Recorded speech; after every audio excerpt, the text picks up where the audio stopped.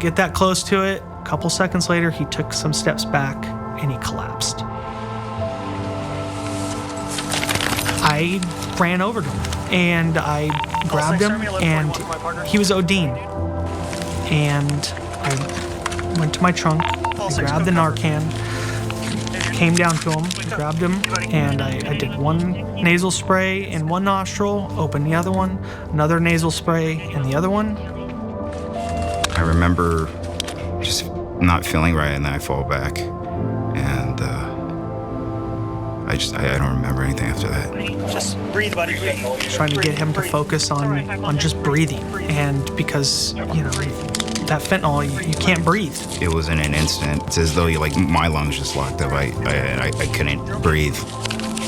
I was trying to gasp for breath, but I couldn't breathe at all. Five, are you okay? Talk to me. Sorry. Oh, no. Don't be sorry. You're okay. Don't be sorry. There's nothing to be sorry about. I got you, okay? I'm not gonna let you die. Okay, so I will begin this discussion by pointing out that I am by no means an expert on basically any drugs, let alone fentanyl. That said, those who are say that this video that has been spread by the San Diego County Sheriff's Department, this body cam footage showing how one cop had come briefly into contact with fentanyl and then immediately overdosed on it, seems out of step with the experience of experts when it comes to this drug. Now, obviously they are spreading this video to make people very scared about fentanyl, which I sort of get. But that said, Francesca, it doesn't seem quite right in a few fundamental ways. I mean, yeah, I have a lot of questions about what happened. I'm like, was it a lab? Because if it was a lab and you're walking in, which even then I feel like, I guess if you're walking without protective equipment, I don't know. That's the only way I could imagine inhaling that much fentanyl that you would go into sort of shock and you're immediately, yeah. So yeah, I've got a lot of questions. And it seems like there's other ways, speaking to recovered addicts, having them go on camera to talk about the dangers of fentanyl and the life-destructing qualities that it does have. Yeah, look, again, I'm not an expert. I've never accidentally or intentionally consumed fentanyl, but let's go to some who do know about it. So Ryan Marino is a medical director for toxicology and addiction at University Hospital, says you can't just touch fentanyl and overdose. It doesn't just get into the air and make people overdose. Researchers at UC San Diego and RTI blamed social media and the US government for dubious information about fentanyl risks. Regarding airborne fentanyl, researchers have said it would take a lot of it and a long time in its presence to cause an overdose. Again, take all of these, whether experts identified or anonymous people's experiences with a grain of salt or a grain of fentanyl, I suppose. But a lead on Twitter says, I've responded to dozens of actual fentanyl overdoses. They do not fall in a controlled manner like this person. Also, why is this man's lips pink? If he couldn't breathe, his lips would be blue and his skin ashen. He has very good color. I agree, panic attack, heat, not fentanyl. Ryan Marino, we previously referenced, says this is very obviously not a fentanyl overdose to anyone who has actually seen one or knows how they work. And you should be ashamed of yourselves for advancing this disproven narrative that hurts people.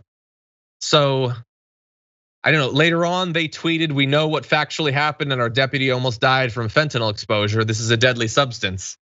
And again, I'm not advocating for fentanyl or whatever. But I do know that we need to take what cops say, videos they spread. We need to be very cautious with just accepting at face value their portrayal of incidents. And this seems again out of step with reality in a few fundamental ways. Any other thoughts? Airborne fentanyl is not a thing I've ever heard. But I'm just like, we have a lot of other questions. We just, and it's a little bit weird because that's such a production. They put music behind it. It was a whole thing.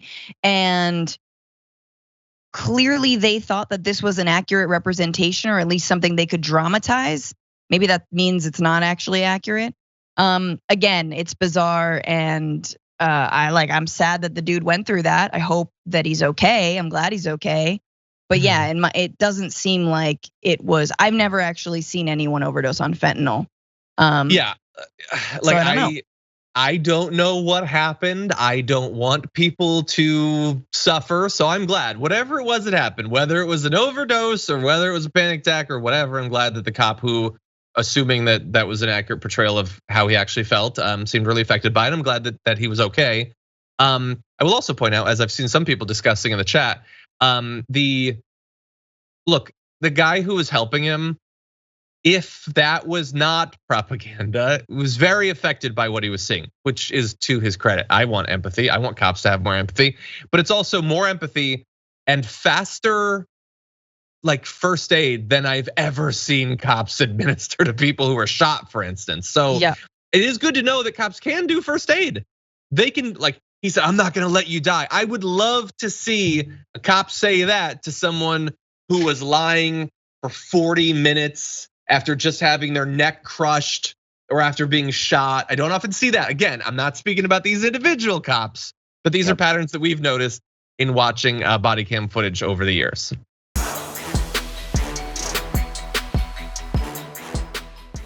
Check out the Damage Report podcast each day, wherever you get your podcasts, whether Pocket Casts or Stitcher or iTunes.